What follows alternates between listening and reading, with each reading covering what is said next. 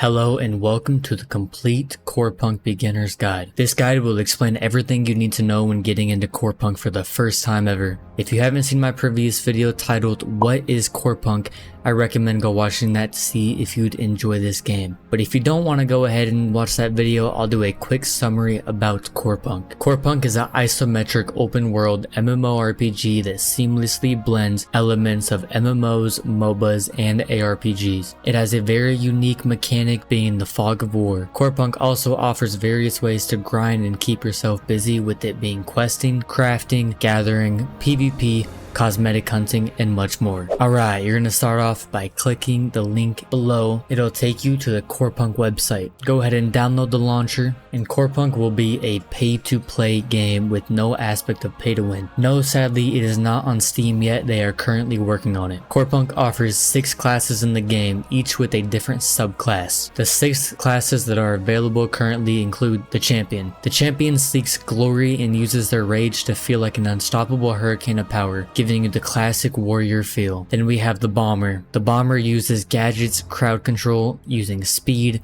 explosives to disrupt and damage enemies. Warmongers are strong orcs that are hardened by multiple battles.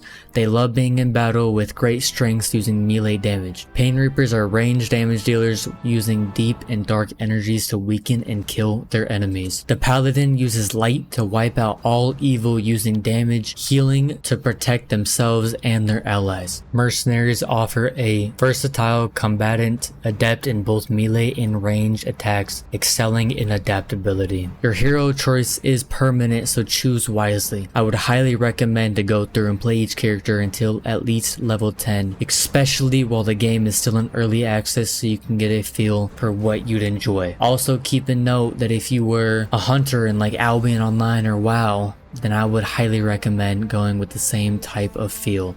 Or if you want to try out something new, by all means, the choice is yours. Each hero has a different subclass. These subclasses determine what abilities and combat style your hero has. Masteries can be changed upon reaching level 40. So for your Champion, you can play the Destroyer, the Ranger, or the Defender. Champions can play Hand of Light, Cleric, and Crusader. Bombers can play the Blast Medic, Grenadier, and Infiltrator. Warmongers can play the Legionary, Commando, and Shaman. Pain Reaper can play the Pyromancer, Soul Eater, and Warlock. Mercenaries can play the Sniper, Engineer, and Berserker. Once you open the game, go ahead and play around with the menu a little bit, but I'll also explain everything all for you. Corepunk is primarily a point and click or hold by simply aiming the mouse button and pressing or holding down the right mouse button to move.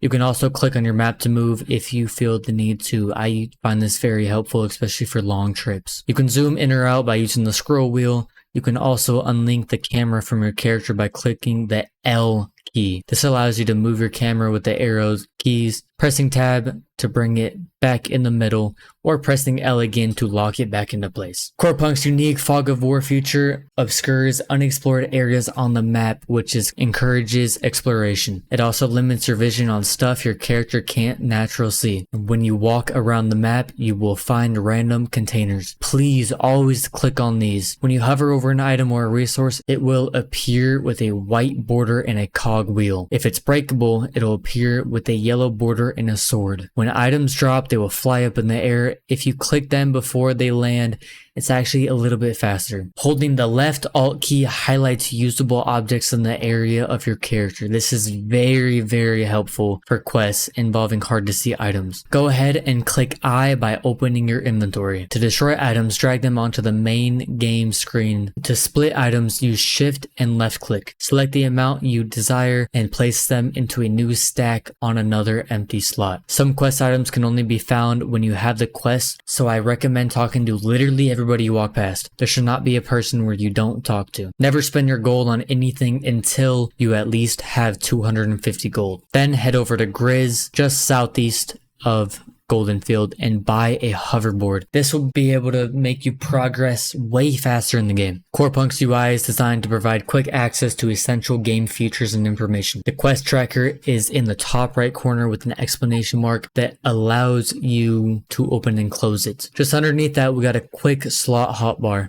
These are very useful, which I like to put my food and stimulants in there, and my joints. of course. On the top left side of your screen, there's a question mark menu that opens the help menu. These provide great tips for players, especially brand new. So if you need any help, go ahead, click that icon top left. On the bottom, we've got your character portrait, and under that, there's buttons that view your physical, spell, and armor stats. In the bottom left center, we have your character health and mana. Mana is used in every single class and is very important to keep your character attacking. Underneath it will show your skills. Please read every single skill so you don't just randomly click buttons. Please try to understand what you are doing for the most amount of damage. You have your special ability in the middle, which is also very important. To the right of that, you have your artifacts. This is pretty much your gear and where you get all of your power. To the right of the artifact slot, there's your mini map and gold counter. Now on the very bottom right side, hovering over the cog icon, it opens a menu overlay. It'll show your map, weapon specializations, skills, inventory, character, professions, friends list, skins, dungeons, marketplace, and party finder. This is where you will find pretty much everything you'll need in the game. There are some nice hotkeys that I like to use. The most common ones are I for inventory, J for your journal, M for map, Y for your professions, and K for talents. Now let's move on to leveling. You can do different things to level up. Obviously, the fastest one is always questing, but what if you hate questing? Go out and kill mobs. Do some gathering and crafting. Those are always great ways to level up. Upon leveling up, you can unlock new skills. Always make sure you're putting points into your skills. If you see a plus icon under your skills, that means you have the choice to level it up. Find out your most powerful skill, and also level up your ultimate. Your ultimate is your R ability. Upon reaching level 40, you can go through and take a quest that allows you to change your subclass. During early access, this is not available yet. You can also join cultures such as the Quadris, Elenines, Yorners, and Fadens. Death mechanics involve respawning as a ghost. Pretty much just like World of Warcraft, so if you played it, same thing. You can either walk to your body to revive, or you can respawn at the altar and get some debuffs for a little bit of time. When you die, if you're in a green zone or orange, players drop 1 random resource from their inventory. In red zones, players drop 5 random items. If you are an outlaw, they will drop all equipped gear. Go ahead and press H and expand the stat panel by clicking the small arrow. This will allow you to view all your character's stats, buffs, and benefits. This screen also shows your equipped gear, PvP rank, and karma rank. When looking at other players, if they have multiple lines in their health bar, that means that their health is much higher. Maintaining health is crucial in this game, so always make sure you're keeping an eye on yours. You can also take snacks, sit at a campfire, and some skills or artifacts increase your health. All gear are hero specific, meaning they must match your character's subclass, so pay attention to the quest rewards when selecting them. The armor you get are purely cosmetic. The only thing that will affect your item power is your artifacts and weapon. Your weapon is probably the most important thing in the game. I would highly recommend to try to always upgrade it, whether that is crafting or taking quest rewards. When you look at an artifact or a weapon, it shows a level requirement. Level 1 means tier 1. Level 10 means tier 2. Level 20 means tier 3, and so on. Ideally, you want higher quality items. These are the color around your weapon or an artifact. Now let's get into chips. Weapons contain a socket that allows for chip integration, which provide benefits to make you stronger. Depending on your character, different stats are better for you. The number of standard sockets on a weapon depend on the tier and quality of it. A higher quality has more sockets available. Each of the chip slots on your weapon has a symbol. Matching it with a similar chip symbol type maximizes its effectiveness. Chip slots can be re-rolled using the synthesis machine. Chips can be purchased or crafted. Hover over your weapon and press Ctrl and the right mouse button down to open the menu. Drag each chip you want into the correct slot and then hit integrate. Another type of gear is artifacts, and these provide strong stat boosts or sometimes even new abilities. There's a total of 6 that you can have. These also come in various tiers and rarities that you can reroll and get stronger ones. Now we've got runes.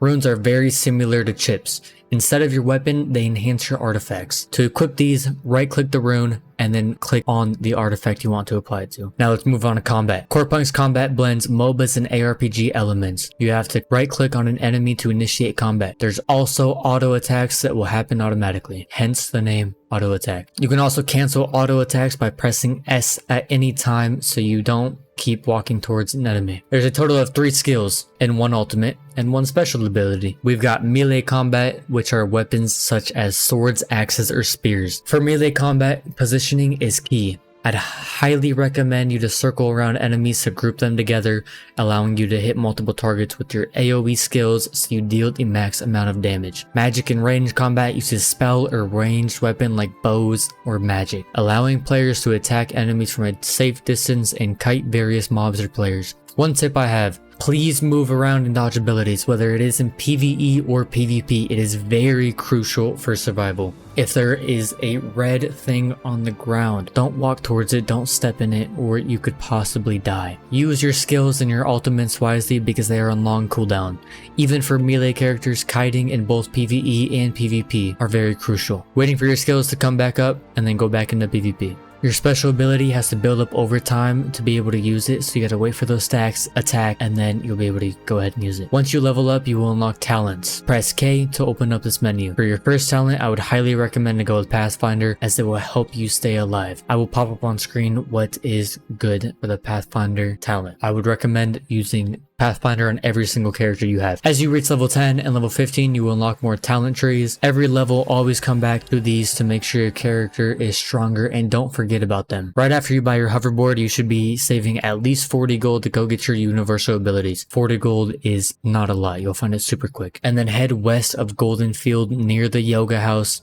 Talk to Zara and grab what you'd enjoy. I highly recommend heal, speed, or shield. These are just 2 new abilities that you can swap out. You can always swap these out at any time, but remember they do cost 20 gold each time. Now we have your weapon mastery. When picking a subclass, you pick your weapon. Press K and go to the tab right next to it. When killing mobs, you will level this up. When you loot things like chests or kill mobs, they will also drop these blue vials. Go ahead and right click it to get the XP. Always do this when you get them. You have to go through and get the little plus icons before the big ones, so just keep that noted. If you select the wrong talents or masteries, you can reset them using items both obtained from either quest rewards, breaking containers, or killing mobs or chests. The talent renewal cube resets talents, and the specialization renewal, I'm not even going to try to pronounce it, you can see on the screen. That one resets weapon specialization. Once using these, you can go through and apply new skills as you please. Always try to stack resistance, shields, health, and mitigation so you can survive much easier. Cloud control effects are tied to specific skills and weapon masteries. Interrupting enemies as they are casting is crucial for possibly saving your life. Consumables are a big thing in Corepunk. I love to smoke a blunt before going into a fight. In-game, by the way, because they do give you crit damage and they can be great. Other things are very useful, like food, stimulants, stuff like that. They allow you to get mana regen, health regen,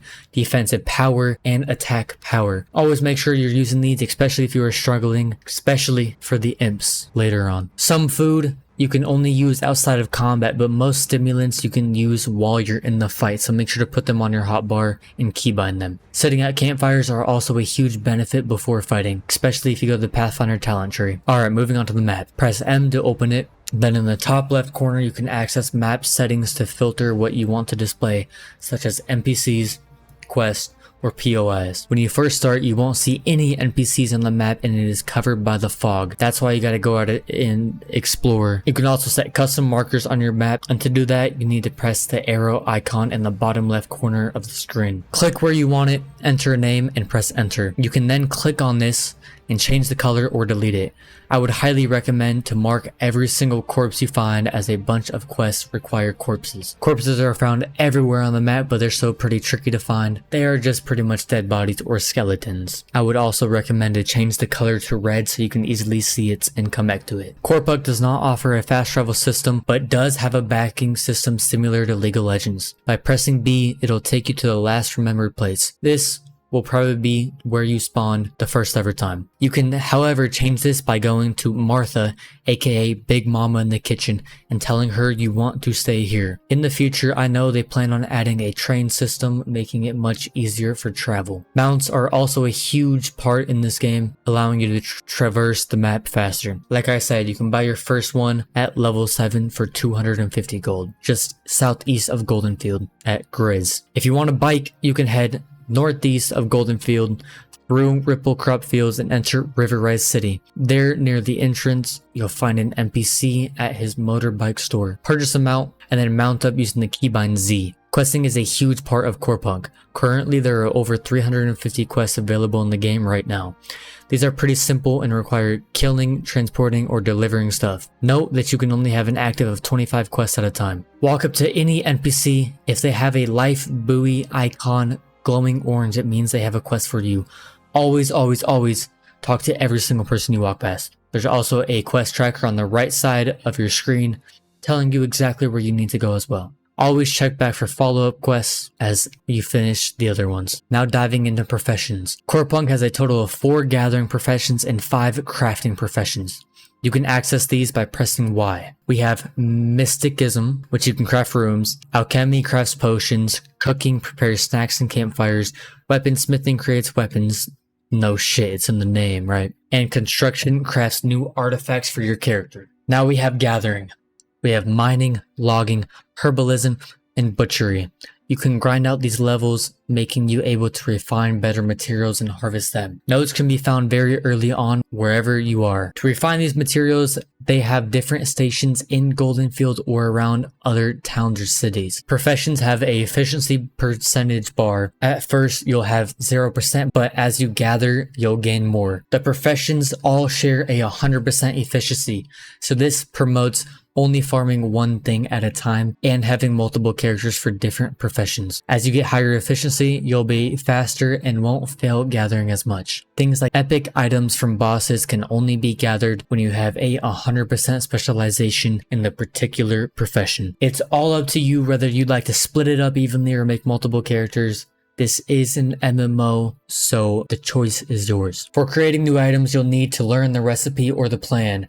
You get plenty of these while completing quests, buying them from NPCs, or finding them in the wild. I will be making a full depth guide to professions in crafting, so stay tuned for that. I will also be releasing a bunch of guides and gameplay, so if you want to see them in the future, make sure to drop a sub, catch me on Twitch as well, and comment what you'd like to see. Moving on to the Synthesis Machine. This allows for modifying and upgrading items. The Synthesis Machine is found at every crafting station on the map. You just have to click on the tab below. To reroll or to add values to an item, you need Synthesis Fuel. You get these from completing quests or breaking stuff on the map or chests. For example, you can reroll the main values. All you have to do is add the reroll part and your weapon to it and click Create. The Synthesis Machine can also be used to change the item's rarity to give it more stats, and you're able to craft items here too. Gold is a huge part in Corepunk, so save up that 250 gold and go buy your hoverboard so you're a lot faster. To get gold fast, complete every single quest, loot every single item, and break every single container. You can also use materials to craft higher value items. After buying your mount, go and invest into skills, weapons, artifacts, runes, chips, and all strong crafting plans. As your inventory gets full, you'll need to deposit stuff into the bank. Find an NPC with the bank icon. The first one you'll see will probably be Oswald in Goldenfield. Right click on the items to transfer them. You can also expand your bank by pressing the plus icon. Corepunk offers a lot of PvP content, including open world PvP, arenas, battlegrounds, and a high risk, high reward extraction instance. The fog also adds a very strategic and immersive layer to the open world PvP. If you're not interested in PvP, you can toggle this by pressing the P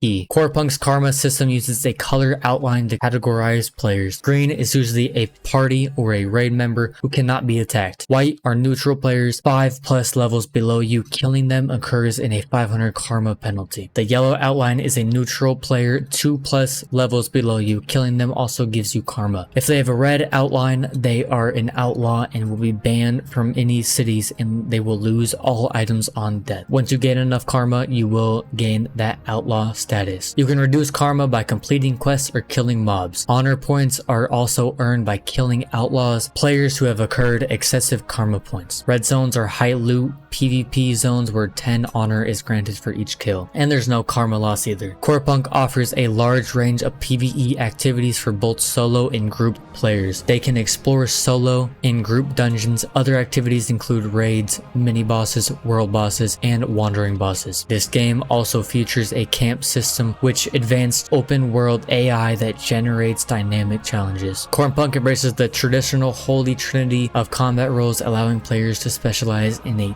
tank, healer, or DPS. And that wraps up the complete beginner's guide for Corepunk. If you did enjoy, make sure to drop a like, drop a sub for more content like this. I will also be streaming on Twitch every time I play this game, which will be pretty often. Comment any more guides you'd like to see, and I'll catch you on the next one. Peace.